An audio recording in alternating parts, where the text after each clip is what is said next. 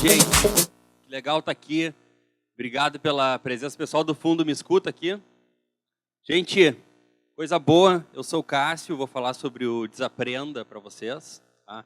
Desaprenda é um livro e é também uma filosofia de pensar. E acho que esse evento não poderia ter sido mais oportuno na escolha do tema de se desaprender para poder se desconfigurar um pouquinho e colocar coisas novas no lugar do que era antigo. O Desaprenda, ele surge de 3 inspirações centrais. Tá? A primeira delas é um futurista, a segunda delas é um mestre do Jeet Kune Do, e a terceira é um artista que eu vou falar sobre ele um pouquinho depois, embora eu pudesse falar antes, porque a arte é uma das coisas mais importantes que pode existir na nossa vida. O futurista, que não era futurista quando ele trabalhava, porque não existia o termo ainda futurista nos anos 70, é o Alvin Toffler. E o Alvin Toffler tem uma frase que é muito provocadora, é muito interessante, que é essa que está aí. O analfabeto deste século XXI, que a gente está vivendo agora, não vai mais ser o sujeito que não sabe ler e escrever, e sim quem não sabe aprender, desaprender e reaprender. Esse movimento de poder liberar o que está na caixa para o espaço, para a entrada de coisas novas, é fundamental na medida em que a velocidade das coisas é cada vez mais rápida. A informação, o comportamento, tudo se move na velocidade da água. E a segunda inspiração, que é o Bruce Lee, que foi um mestre, um ator e um mestre do Jeet Kune Do, ele fala justamente disso, né, do Bill Water. Esse é um texto que eu coloquei recentemente na Zero Hora, que fala da filosofia do Bruce Lee, que a gente tem que ser como água. O que é ser como água? O que ele diz é um vídeo que tem no YouTube, que na verdade, a única entrevista supostamente concedida em inglês pelo Bruce Lee, que ele diz o seguinte: a gente não tem que ter contornos definidos, a gente tem que ser como a água. A água, quando entra numa garrafa, ela se torna garrafa. A água, quando ela entra numa xícara, ela se torna xícara. E essa capacidade de se moldar, de ser maleável, de se adaptar às coisas, é fundamental para nesse momento de que todo mundo precisa desaprender. O que é o desaprender, então? Por que desaprender e do que a gente está falando exatamente aqui? Quem é que já ouviu ou já assistiu um programa de televisão que tem na Netflix chamado Ordem na Casa, da Marie Kondo? Algumas mãos levantadas aqui. O Ordem na Casa da Marie Kondo, ela é uma japonesa que ela é convidada para entrar na casa das pessoas e ajudar a colocar ordem na casa, como o próprio programa fala. O que é colocar ordem na casa? Ela tem uma filosofia um pouco diferente de arrumar as coisas. Ela fala que a gente tem que desapegar, colocar coisas, dar coisas, não é colocar coisas fora, é dar coisas para abrir espaço para o novo. E o critério que ela usa, o que ela faz? Ela entra na casa das pessoas, ela faz as pessoas tirarem todas as roupas das gavetas, todos os livros das estantes, ela bota tudo em cima da cama, no chão, te faz olhar para tudo e pede que tu fique só com aquilo que traz alegria. Esse é o critério que ela usa, e quando tu começa a olhar para as coisas que não te trazem mais alegria, tu te despede delas. Mas te despede delas com gratidão, não com rancor, não olhando para trás e achando que o que tu comprou, o que tu usou, o que tu fez não presta mais. Dá aquilo com uma energia boa para alguém. Desaprender é um pouco parecido com isso. É como se a gente pudesse, de repente, desapegar um pouquinho das ortodoxias do nosso cérebro, dos conceitos que são rígidos demais para nós, que talvez a gente não precise mais e que dá para tirar um pouquinho daquilo que está muito preso na gente. A gente esquece para poder aprender de novo. Esses são meus filhos, Benjamin e a Gabriela, gêmeos de 4 anos e meio hoje. Eles já nasceram praticamente em cima de um skate, por uma predileção pessoal do pai deles. Né? E quando a minha esposa estava grávida deles, o rabino Gershon Kwasniewski, que é o nosso rabino, a gente é da religião judaica, a gente chamou ele uns 3 meses antes das crianças nascerem, para ele fixar a mezuzá na porta do quarto que se tornou o quarto das crianças. A mezuzá é um artefato judaico que a gente bota no umbral da porta para trazer boa sorte, boa energia e geralmente precisa de um rabino para fazer lá uma reza, para contar uma história, para dar a gente chama de brahá, mas a tradução de brahá seria bênção. E quando ele foi lá fixar mezuzá no quarto do Bey da Gabi, ele nos contou uma história bem interessante. Ele contou que quando uma mulher da religião judaica está grávida, a criança que está dentro do ventre, durante os 9 meses, ela vai aprendendo tudo que está na Torá. A Torá é o livro sagrado dos judeus. Então, todas as palavras em hebraico da Torá, todo o significado, todos os comentários, tudo que é originário da sabedoria judaica, a criança aprende dentro da barriga da mãe. E, no momento que ela nasce, ela esquece tudo. É como ela nunca tivesse sabido ou ouvido falar ou lido aquilo. Essa metáfora é uma metáfora bem bacana e muito a ver com a questão do desaprender, né? Porque a gente tem que esquecer também algumas coisas e abrir o espaço para aprender de novo. Quem tem filhos da idade dos meus, talvez tenha já feito a brincadeira de fazer o jogo da memória com eles. A gente bota lá as peças no chão, todas viradas para baixo, tu tem que virar uma peça e depois tu vira outra, se der o match, tu separa, se não der o match, tu deixa de novo para depois tentar de novo. E o Benjamin, meu filho, sempre ganha de todos nós no jogo da memória. Por quê? Porque com 4 anos de idade e um HD muito vazio ainda, a informação circula bem mais rápido, é bem mais fácil de armazenar as coisas. Então, esvaziar um pouquinho a mente é interessante. Né? Olha para a mãe.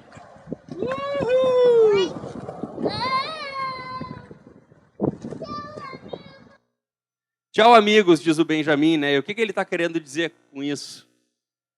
O ser humano vai desaparecer. Tchau, amigos. O ser humano vai desaparecer se não desaprender.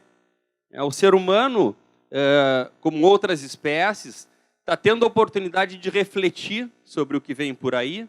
Está vendo mudança acontecendo de um jeito muito rápido. E, paradoxalmente, se a gente pegar alguns teóricos, se fala muito da Singularity University. Se a gente pegar o Ray Kurzweil, que é o criador da Singularity, ele diz que o ser humano que nascer a partir do ano 2100 vai viver 5.000 anos. Como assim viver 5.000 anos? Que negócio é esse da singularidade? Que negócio é esse da fusão homem-máquina que vai nos permitir olhar para as coisas? E 2100 é daqui a 80 anos, gente. A gente já está em 2020 depois da manhã. Se a gente não fizer merda entre 2020 e 2100, a gente vai viver 5 anos. Se a gente não esquecer que precisa desaprender, a gente vai chegar lá. Mas tem muito desafio ainda pela frente. Howard Schultz. Quem conhece Howard Schultz? Quem já ouviu falar do Howard Schultz? Howard Schultz é o fundador de uma empresa chamada Starbucks. Quem conhece Starbucks? Muito obrigado. O Howard Schultz, até segunda ordem, é candidato à presidência dos Estados Unidos em 2020. Ele deve concorrer por um partido independente. O partido independente, dizem alguns especialistas, que tem uma questão mais problemática de favorecer quem está no poder. Então, tu tem o Partido Republicano, o Partido Democrata e o Partido Independente. Geralmente, quem concorre pelo Partido Independente acaba sendo trazendo votos para a situação, mas ele quer concorrer. E o Howard Schultz, que é o eterno CEO da Starbucks, ele não é o fundador da Starbucks, ele tem uma história bem interessante. Como é que é a história do Howard Schultz e quando é que ele precisou desaprender? Imaginem o seguinte, ele é um vendedor da Xerox, ele está lá trabalhando em Seattle, visitando uma empresa, ele vai numa loja de café chamada Starbucks, e ele olha para aquela atmosfera lá e acha tudo assim, muito incrível. Ele é um cara muito intuitivo, então quando ele vê a música que está tocando quando ele entra na loja, o céu azul que estava no céu naquele dia, o ambiente daquilo, o astral que ele pensa assim, não, essa loja aqui é uma experiência incrível, eu preciso trabalhar aqui. Então ele larga o emprego dele e ele tenta convencer os donos da Starbucks a darem um emprego de vendedor de café para ele. A Starbucks naquele momento não vende ainda a bebida café, ela vende só o o café em grão. E depois ele vai para uma feira em Milão, os donos da Starbucks mandam ele para uma feira em Milão, e chegando em Milão, ele toma contato com o que são as cafeterias. Nas cafeterias, ele tem a seguinte percepção nas cafeterias de Milão. Todos os dias, em determinados horários, tu vai passando a semana, são as mesmas pessoas que vão na cafeteria lá na terça, às 3 horas, na quarta, às 4 horas. As pessoas têm meio que um hábito de continuar frequentando aquele lugar. Ali ele tem a primeira noção do senso de comunidade, do senso daquilo que uma cafeteria pode trazer de pertencimento, de ambientação para as pessoas. Ele volta para Seattle e ele tenta convencer os donos do Starbucks, não, é um desperdício a gente não vender o café aqui, oferecer o serviço de venda de café. A gente não pode vender só o café em pó ou produtos ligados ao café como a gente vende. Então ele convence os fundadores a montar uma operação de café, a operação é um sucesso, e quando ele vai fazer uma segunda operação, os donos dizem, não, a gente não quer fazer uma segunda operação. Ele se deprime, ele tem muita energia, assim, ele se deprime com isso, e ele diz assim, não, eu peço demissão e eu vou abrir a minha loja. E eles dizem para ele o seguinte, se tu vai abrir a tua loja, tu vai ter que vender o nosso café. Então, não faz muito sentido, mas ele abre a loja dele, depois ele tem a oportunidade de comprar de volta a Starbucks por 3,9 milhões de dólares, uma disputa interessante lá na época, que acaba envolvendo o pai do Bill Gates, que tenta convencer os donos a não vender para uma outra pessoa, e depois que ele já tem algumas lojas nos Estados Unidos, e aí é que a história fica interessante, ele vai tentar fazer a primeira expansão internacional da Starbucks. Para onde é que ele vai? Para o Japão. A ideia de ir para o Japão é a seguinte, no começo dos anos 90, o Japão é um mercado interessante, existe um voo direto de Seattle para Tóquio, que facilitaria muito a operação deles, e não faz sentido uma rede como Starbucks, que já tem uma série de lojas nos Estados Unidos, não ter uma operação internacional. Então ele vai e consegue um parceiro japonês e monta a operação lá em Tóquio. Na noite anterior à inauguração, ele vai para o jantar de confraternização, pré-inauguração da Starbucks, e quando ele chega em Tóquio, ele vê que está fazendo 35 graus, as pessoas suando, a camiseta assim grudada no corpo, e ele pensa assim, não dá para inaugurar uma Starbucks com 35 graus, não vende café gelado. Isso tudo ele já tinha enfrentado o conselho, porque a consultoria que ele contratou para avaliar se valeria a pena entrar ou não no Japão, disse que a entrada no Japão seria um desastre. Diz que a entrada no Japão não funcionaria porque tu não compensa o custo de estar num país como o Japão, vendendo produto de preço baixo como café. Os japoneses não sairiam tomando café caminhando na rua, que nem os americanos. Os japoneses não aceitariam a política de não fumar dentro das lojas. Então ele enfrenta, ele vai adiante, ele não pode ser. Eu acredito muito nessa intuição que eu tenho. Mas na noite anterior ele pensa assim, não dá, não vamos poder inaugurar. E ele tem um tradutor do lado dele, e na frente dele está um investidor japonês, que é o sócio dele. E ele pede para o tradutor o seguinte, diz para ele que nós não vamos inaugurar amanhã, nós temos que inaugurar essa loja daqui a 3 meses, porque não faz sentido inaugurar nesse calor. A gente não vai vender nada, o lançamento vai ser um fracasso, ninguém vai na loja, e isso vai minar todo o conceito, não só da operação, mas da entrada do Starbucks num país estrangeiro. E o tradutor olha para ele e diz, eu não vou dizer isso. Não, mas eu estou te pagando para dizer. Não, eu não vou dizer, eu tenho medo de dizer isso para ele. Não, mas eu estou te pedindo, eu estou te dizendo, diz isso para ele. Aí o tradutor vai lá e diz, e o japonês sócio se levanta, cumprimenta ele, eles continuam conversando, e termina a janta e ele vai embora. Aí o Howard Schultz pergunta para o tradutor, mas o que tu dissesse para ele? Eu disse para ele que amanhã nós teremos a maior inauguração de um Starbucks da história do mundo. No outro dia, ele chega lá na frente da loja, de carro, e tem 2 filas de japoneses, que nem a fila que vocês fizeram hoje para entrar aqui, está na frente lá da Starbucks. E aí ele olha para o tradutor e pergunta, tu contratou figurantes? Então ele precisou desaprender depois de ter acreditado, desaprendeu com o tradutor. Essa história é muito interessante. Só quem desaprende vai conseguir aprender de novo. Se tu não desaprende, tu não abre espaço para nova aprendizagem. Seja por teu momento pessoal, seja por teu momento empresarial. E aí o que é esse aprender de novo?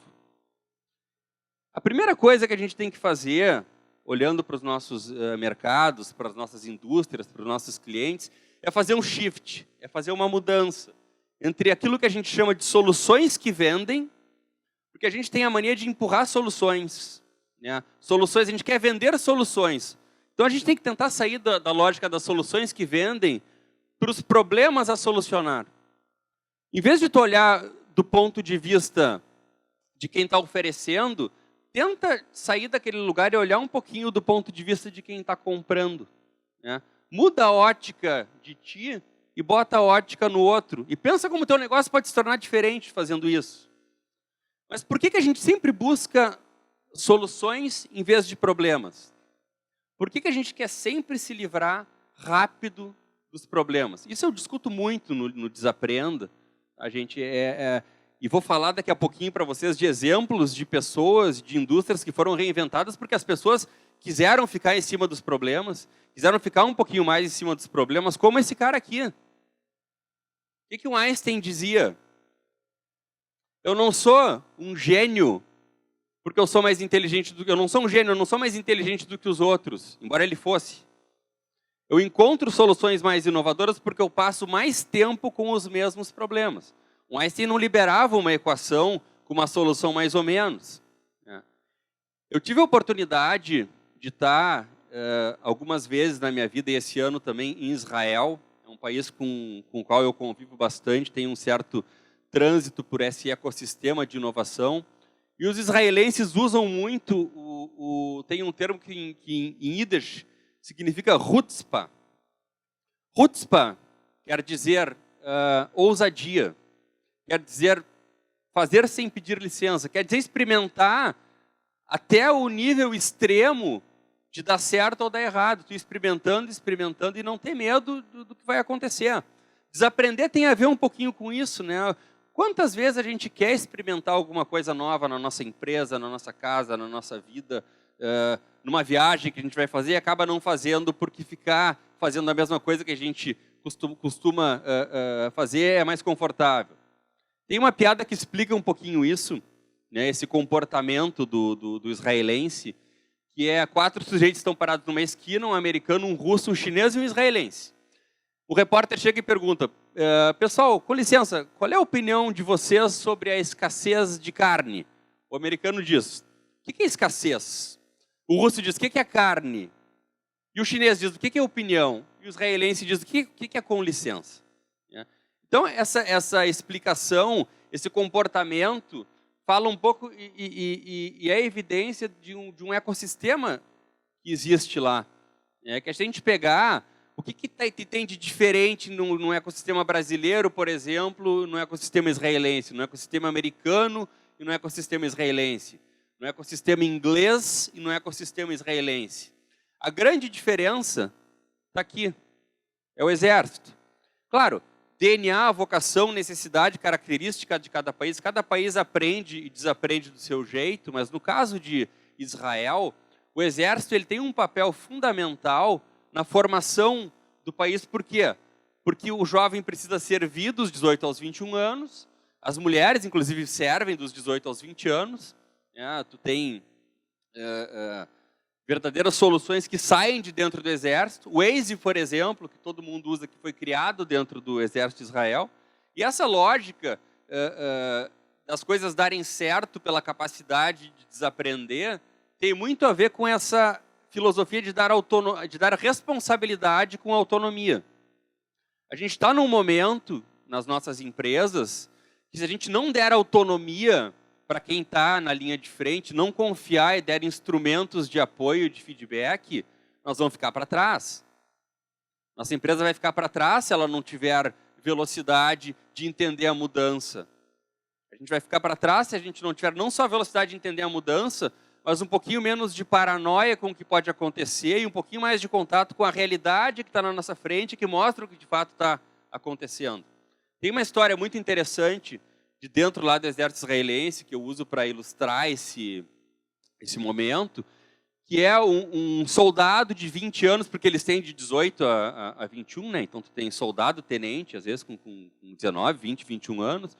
Um soldado de 20 anos na Guerra do Líbano precisava resgatar um colega que foi abatido na Guerra do Líbano em 2006, que foi abatido e estava jogado atrás de uns arbustos. Ele conseguiu se comunicar, ele era um piloto de helicóptero, esse soldado que precisava ir lá resgatar ele.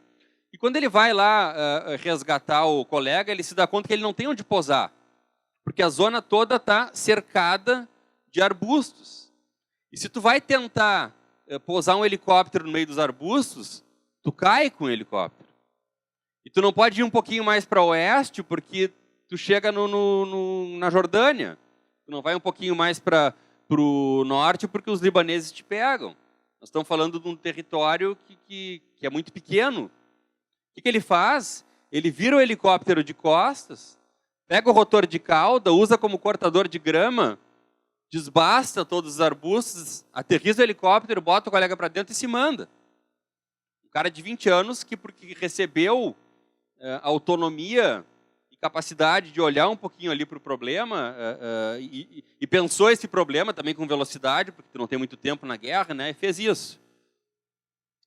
E nós aqui, gente, Família Previdência é uma marca nova num segmento que representa uma questão agora para nós. Vocês já ouviram falar daquela frase que a mudança ela não avisa quando ela chega, mas também ela não chega de repente?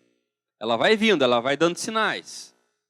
Se a gente não olhar para esses sinais, o azar é nosso, mas ela vai dando sinais. O Brasil está nos dando sinais há horas de que não tem mais dinheiro para previdências. A reforma é iminente. E como é que a gente vai usar isso a nosso favor? Como é que a gente vai desaprender o modelo antigo de que a gente podia se aposentar com tal idade, esperando um certo benefício e ter uma certa dependência quando hoje o Estado está quebrado? Então a gente tem alternativas. Essa daqui é uma delas. Quem é que prestou atenção nessa frase que a Marta, da Seleção Brasileira Feminina, disse quando a Seleção Brasileira foi eliminada alguns meses atrás da Copa do Mundo? Ela disse: chore no começo para sorrir no final. Agora, quantos de nós estão se permitindo fazer isso? Trocar ganho de curto prazo por investimento em médio e longo prazo. Trocar satisfação imediata por um pouquinho mais de planejamento. Planejar, gente, nos dá segurança para desaprender. Planejar é o que faz a gente poder mexer em time que está vencendo. Aquele ditado, como vários ditados, né, mas aquele ditado em time que está ganhando não se mexe, é uma bobagem. A gente tem que mexer em time que está vencendo. Planejar nos permite vender na alta. E agora, como eu falei para vocês que eu tinha o Desaprenda inspirado por um futurista, um lutador de Jeet Kune Do, eu tenho também o artista que me inspirou o Desaprenda.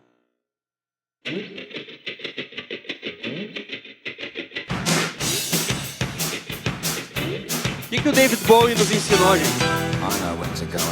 Troca o personagem quando ele está no hit do pico da venda. O David Bowie foi astronauta em 69, depois ele mudou o personagem em 70, ele tinha outro personagem em 71, outro em 72, até os anos 80, ele vai, né, com o mesmo personagem, vai trocando o personagem, ele é o personagem mutante. O que ele nos diz com isso? Ele nos diz que é nada mais garantido que a mudança. A via das dúvidas é bem mais interessante, né, gente? Ela é bem mais instigante. E, paradoxalmente, ela é bem mais garantida. Desaprender também é conciliar algumas visões diferentes. Pessoal, teste aqui. Pessoal aqui da frente, pessoal lá de trás. Onde é que está a frente desse cubo? Aqui? Esse é um cubo de Necker. pessoal da Gestalt usava. Ela, frente está aqui ou está aqui? Agora eu confundi vocês. Né? Aqui. Passou. Conciliar visões, portanto, é aceitar o erro, que é diferente de perseguir o erro. Sabe quando nos dizem o tempo inteiro, errar é importante, vamos fazer, vamos aceitar o erro, vamos fazer uma ode ao erro, errar é importante, tem até eventos, e isso é legal, tá? Mas tem até eventos nos Estados Unidos que se chama Fuck Up Nights. São pessoas que se reúnem durante uma noite no Vale do Silício para contar suas histórias de fracasso. Porque o fracasso nunca está no currículo, né? Mas perseguir o erro não é legal. Se tu vai ver a biografia de vários empreendedores que são, eles chamam de serial entrepreneur, empreendedores em série. O sujeito só é empreendedor em série porque o negócio não deu certo. Né? Então não é questão de perseguir o erro. Eu brinco lá no Desaprenda, não procure o erro, ele vai te achar. Mas não tenha como meta errar. Tenha como meta aprender de novo. Aprender com o erro. Se o erro acontece, beleza, dá as boas-vindas para ele, aceita, relaxa e vai. Tem um diagrama que eu uso muito, tá? Que é a questão das perguntas que ninguém quer fazer. Sabe aquela pergunta que a gente nunca quer fazer? Né? Aquela pergunta que é incômoda na nossa vida, na nossa empresa. Que a gente até sabe a resposta, mas a gente não quer nem tocar muito nesse assunto, porque vai ter que mexer com tanta coisa, tanta gente, vai ter que vender, vai ter que mudar, vai ter que demitir, vai ter que gastar. Mas quanto mais incômoda for uma pergunta, mais chance dela ser fundamental. E aí a gente chega na questão da solidão ilusória do propósito. Esse é um gráfico que eu criei para o Desaprenda, a solução ilusória do propósito, nos diz que tu só se sente sozinho quando tu não mobilizou para o propósito. Se tu tem um propósito que é só teu, tu tem a solidão da ideia solta. Depois tu ainda está um pouco solitário porque tu quer a aprovação dessa ideia. Tu quer engajar, tu quer ver se ela funciona. Daí tu começa a passar para o estágio da não solidão e aí tu vai para o empreendedorismo. Quanto mais pessoas tu mobilizar, menor vai ser a tua solidão. Não que isso seja a garantia de que o teu propósito vai ser um sucesso, mas tu vai ter confiança e tu vai ter gente do teu lado te dizendo, cara, acho que tem que ajustar aqui, não é por aqui, vamos fazer isso, vamos testar, e a gente vai.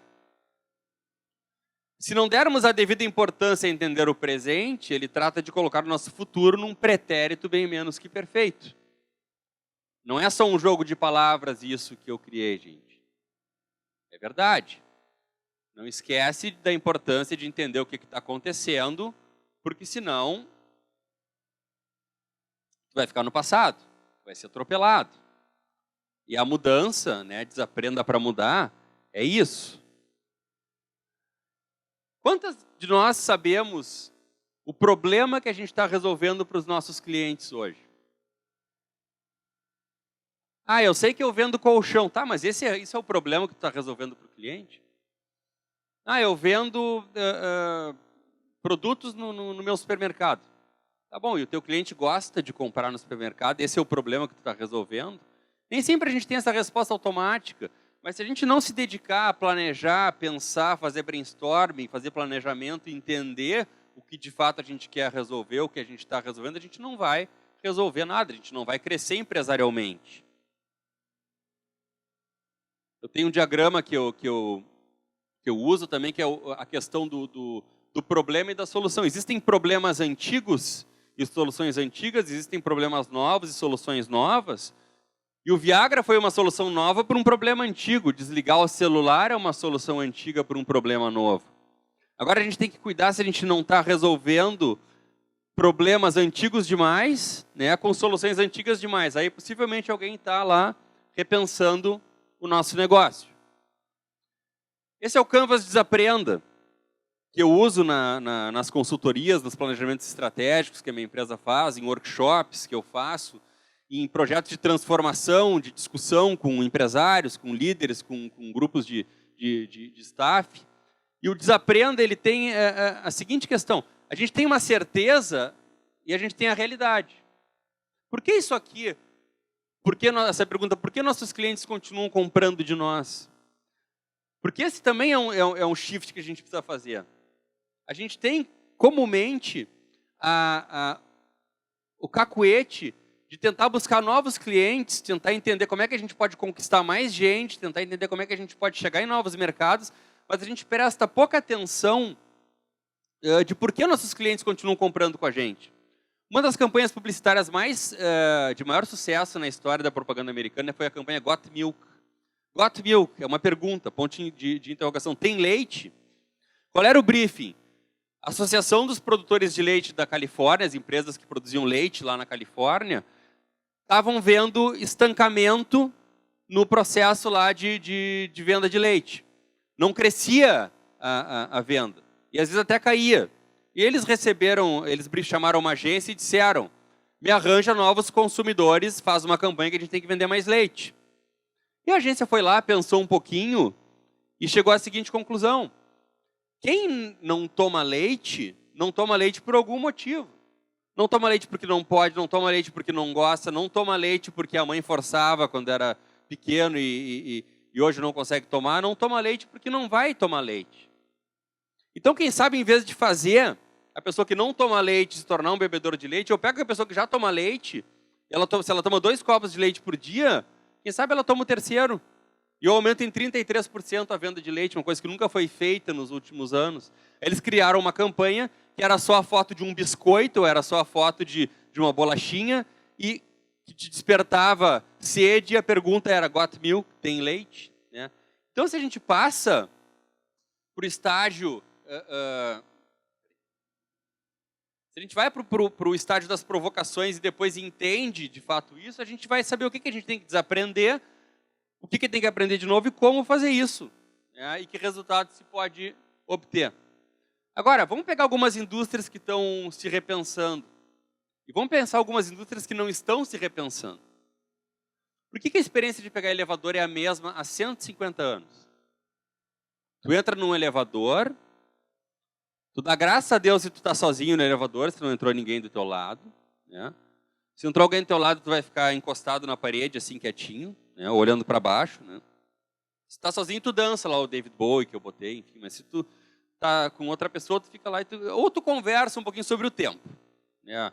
Se a gente pegar um dia de inteligência artificial de elevador, é o maior insight do mundo sobre previsão do tempo, está dentro do elevador, né? Porque todo mundo entra no elevador e fala sobre o tempo. É. Vai chover, não vai chover, que fome, que frio, que calor e tal. Mas então, por que tu não pega, por exemplo, um fabricante de elevador e pega uma lâmpadazinha como essa, que é a Philips Hue Light. Não estou aqui fazendo propaganda da Philips, eu estou falando que existe uma lâmpada, que é uma lâmpada Wi-Fi, e se eu botar num elevador e baixar um aplicativo, eu tenho essa lâmpada na minha casa e meus filhos brincam, eles pegam lá: ah, pai, vamos botar a luz do banheiro vermelha agora, vamos botar a luz do quarto azul, vamos botar a luz do quarto amarelo. O aplicativo faz isso.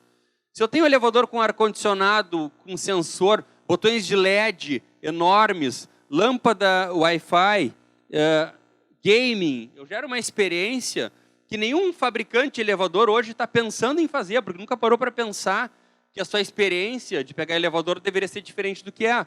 Afinal de contas, o produto vende, todo mundo que constrói compra, né? Não tem por que mudar isso. Mas aí vem uma startup, monta uma ideia dessas, vai ganhar 30% do mercado e vai ficar bilionária. Por que a experiência de ir ao supermercado também está piorando? Quem aqui gosta de ir ao supermercado, gente? Levanta a mão, por favor. Tá. Legal. Então, dos que levantaram a mão, me procurem depois, que nós vamos combinar para vocês irem para mim no supermercado no final de semana.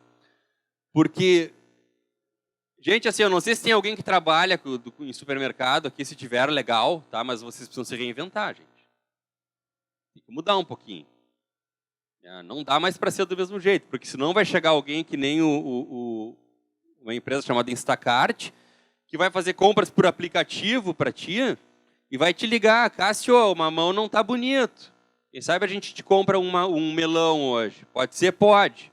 Serviço ao extremo, a empresa já vale 3 bilhões de dólares. No Brasil já tem também. O que o supermercadista pensa? Ah, esse cara vai continuar comprando de mim. Eu vou diminuir o tamanho da minha loja, vou botar lá um pouco mais de de serviço, mas o cara continua comprando de mim. Negativo. Esse cara pode comprar direto do fabricante. E aí eu desintermedio mais um setor, como muitos setores estão sendo desintermediados na nossa economia faz tempo. Eu não se der conta que a desintermediação é a regra do negócio hoje, esqueceu que mudança está aí. Tá?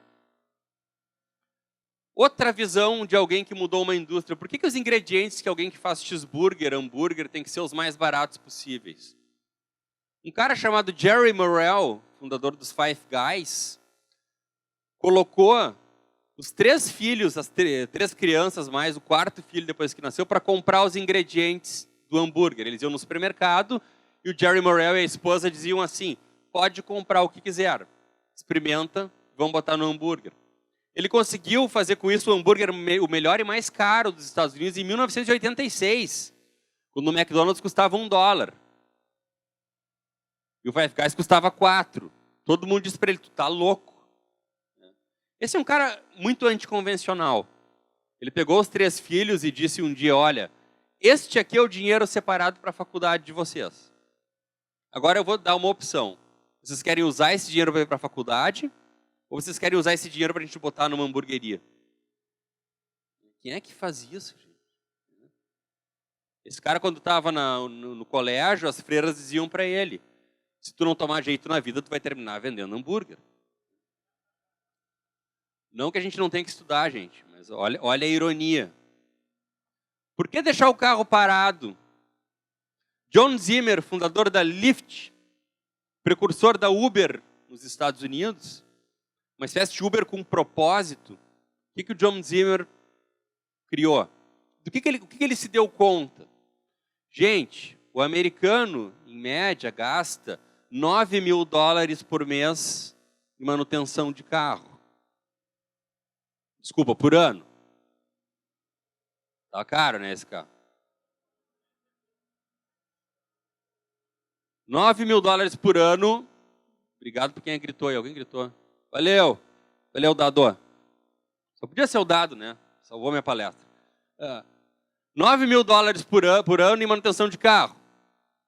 Isso dá um custo anual para a economia americana de $2 trilhões. E o carro fica parado 96% do tempo. Não faz sentido, tem uma conta que está errada aí. Então ele criou um negócio cujo propósito é liberar as ruas para os pedestres e para os ciclistas.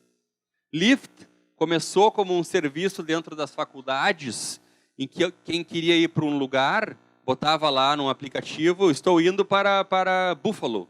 E o cara respondia lá, eu quero uma carona para Buffalo, e dava um match. E os caras rachavam lá a gasolina e juntava 3, 4 pessoas. Tanto é que quem anda de Lyft tem um comportamento um pouco diferente de quem anda de Uber. Quem anda de Lyft nos Estados Unidos geralmente senta no banco da frente e vai conversando com o motorista. A gente geralmente entra no Uber, senta no banco de trás, fica olhando o telefone, trabalhando. Né? Eu, por exemplo, trabalho horas do meu dia dentro do Uber. Por quê? Porque tu ganha tempo. Tem a vida corrida, enfim. Por que se barbear pagando uma fortuna? Uma empresa chamada Dollar Shave Club se deu conta de que tu não precisava pagar $5, $6 por uma lâmina de barbear. Bastava tu colocar lá uma assinatura, $1 por mês, que tu receberia o número de lâminas que tu precisaria para fazer o teu barbear, e pronto. Instantaneamente ele vai, cria uns vídeos que mostram por que o vô dele lá... Esse cara é o Michael Dubin, um ator de teatro, então ele fazia vídeos muito bacanas, mostrando de um jeito bem, assim, comédia, que o vô dele tinha uma lâmina de barbear só e poliomielite. Né? Ele bota uma filha barbeando a cabeça de um pai. E ele diz, por que pagar por tecnologia de barbeamento que tu não precisa? Então isso não é uma brincadeira, é alguém que foi lá, deu uma nova abordagem e tirou 39% de share da Gillette. Em 3 anos, vendeu a empresa para a Unilever por $1 bilhão. Porque olhou um problema, desaprendeu um jeito que funcionava e aprendeu uma coisa nova. Por que uma jaqueta não pode durar para sempre, gente? Esse é o Yvon Chouinard, que escreveu um livro, Let My People Go Surfing. traduzido por Lições de um Empresário Rebelde. O Yvon Chouinard, ele é fundador de uma marca chamada Patagônia, uma marca de equipamentos para escalada, e ele também faz jaquetas e roupas de inverno. Ele assina contigo, quando tu compra uma jaqueta, um termo de copropriedade da jaqueta. No momento que ele te vende a jaqueta, essa jaqueta é tua, mas continua sendo dele. Então, se a jaqueta ficar pequena para ti, ele te ajuda a vender a jaqueta e te troca por uma outra. Se o fecho da jaqueta estraga, a jaqueta dele é a única que o fecho é destacável, para tu poder arrumar só o fecho e continuar usando a jaqueta. Se tu ficou gordo demais ou magro demais, a jaqueta não serve, se tu enjoou da cor, ele vai e te ajuda a vender a jaqueta. Ele diz que está no negócio não de vender jaquetas, mas de salvar o planeta. Então ele diz com todas as letras, não compra mais de uma vez o meu produto. Não precisa. E ainda assim ele vende 750 milhões de dólares por ano. O prêt-à-porter precisa custar tão caro. A Jan Hyman, uma menina de 20 anos, se deu conta, se está tudo na nuvem, por que o guarda-roupa não vai para a nuvem também? E criou uma lógica, uma filosofia de que tu podia alugar roupas prêt-à-porter em vez de comprar. Qual é o problema? Tu não quer ser visto 2 vezes com o mesmo vestido, mas o vestido está novo.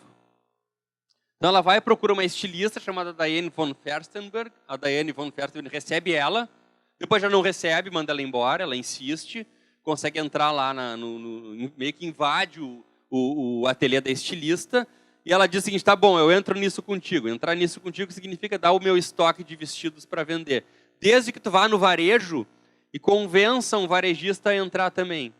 Ela vai na Neiman Marcus, consegue o presidente da Neiman Marcus e dá o pitch e fala o que ela precisa, e o presidente da Neiman Marcus diz o seguinte, ok, não tem problema, as minhas clientes já fazem isso. Isso se chama comprar o vestido, esconder a etiqueta, usar na festa e devolver no dia seguinte. Que me gera um custo absurdo. Esse é o segredo sujo do varejo americano. Tu tem horrores de prejuízo de roupas que são devolvidas. Então ela vai e cria um negócio com essa filosofia. Por que não dar sorvete de graça? Esses caras aí da Ben & Jerry's, quando criaram a Ben & Jerry's, o Ben Cohen e o Jerry Greenfield, eles pensaram o seguinte, eu quero ser hippie. Eu quero andar aos Estados Unidos de caminhão. Para isso eu preciso de grana. O que a gente vai fazer para ter dinheiro? Vamos montar uma sorveteria. Aí eles começaram a se dar conta que existia um padrão no mercado de sorvete, que era todo mundo vendia do mesmo jeito, escondendo do consumidor a parte de trás do sorvete e empilhando o sorvetinho mais alto ali na frente, controlando a traseira. Eles pensaram, nós vamos fazer diferente. Nós vamos dar sorvete a mais. Por quê? Só para ter sorriso dos clientes. Nós vamos fazer o seguinte, quando a gente fechar um ano, aqui em Vermont, que é uma cidade nos Estados Unidos de 40 mil habitantes que faz inverno 7 meses por ano, quando a gente fechar um ano, a gente vai dar sorvete de graça para toda a cidade. Foi o que eles fizeram. Eu não sei se alguém de vocês costuma ou já foi em Ben & Jerry's aqui. Tem uma aqui em Porto Alegre, no Iguatemi, e eu vou às vezes, e costumo às vezes ficar um pouquinho ali para sentir o ambiente. Eu gosto de ver um pouco na prática esses exemplos todos de tendência, de varejo. Toda vez que eu vou e fico um pouquinho a mais, vem um cara um vendedor de sorvete, o senhor quer um café? E a primeira vez que eu fui, eu aceitei e disse, legal, o cara saiu de lá, ver se eu quero um café. Aceitei o café, ele me botou o café, eu continuei ali trabalhando, já tinha comido um sorvete, estava fazendo hora para uma reunião que eu teria dentro do próprio shopping ali. E daqui a pouco, na hora de ir embora, eu fui pagar o café. Sabe quanto eu devo pelo café? Ele disse, não, o café é por conta da casa. Ele me deu um café porque ele queria que eu estivesse confortável no lugar que ele vende sorvete. Ele não vende, café não é o core dele, é o sorvete. Né? Olha a filosofia. Aí o que acontece? Quando tu vai e vem uma Häagen-Dazs, por exemplo, que é uma outra grande marca de sorvete, mas mais massificada, e faz uma política de combate a Ben & Jerry's, tentando proibir os restaurantes e bares de comprar sorvete da Ben & Jerry's, eles vão lá e lançam guerra contra o mascote da Häagen-Dazs. Isso foi uma história verdadeira da Ben & Jerry's, que eles criaram uma campanha que é o que o ursinho da Häagen-Dazs, do que o ursinho da Häagen-Dazs tem medo? quase como se a gente tivesse, e atacasse o esquilinho do Zafari aqui, né? Mas por ter tanto engajamento com as pessoas, com a proposta que eles têm, né, eles tiveram um apoio popular e a Häagen-Dazs tirou a proibição, que era ilegal. Mas eles eram dois hippies montando um negócio, eles não conseguiriam, eles perderiam a vida inteira em tribunais, em custo com advogado, tentando reverter uma situação que eles poderiam reverter de outro jeito, como chamando as pessoas para o jogo. Repararam que a capa do Desaprenda é um Lego? Aliás, está aqui o Desaprenda, ó, gente. Vão na internet, comprem lá, Desaprenda, Belas Letras, que é a editora. Ele não está em todas as livrarias, ele está nas Cameron, aqui em Porto Alegre, mas ele não está na Saraiva, porque o editor parece que teve algum estresse com a Saraiva lá. Então, na internet vocês acham, tá? Na estante virtual. Por que o Desaprenda tem a capa cheia de Lego? Porque o Lego é uma inspiração. O Lego é uma empresa que está fazendo um movimento radical. Gente, daqui a 10 anos a Lego se comprometeu a não usar mais peças de plástico no seu produto.